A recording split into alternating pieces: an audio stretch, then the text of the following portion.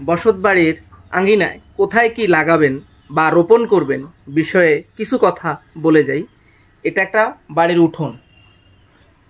এত বড় উঠোনের কোনো দরকার নাই।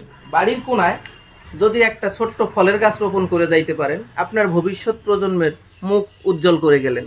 এছাড়াও গাছটা বড় হইলে পাবেন ছায়া, পাবেন অক্সিজেন এবং একটা সময় গিয়ে পাবেন সুমিষ্ট ফল, যা হবে আপনার সফলতা।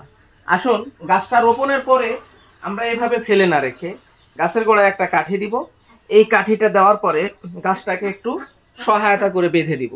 গাছটার বাঁধার জন্য আমরা মূলত এই খুঁটিতে আগে রশিটা বেঁধে নিব, এরপরে গাছটাকে আমরা বেঁধে দিব।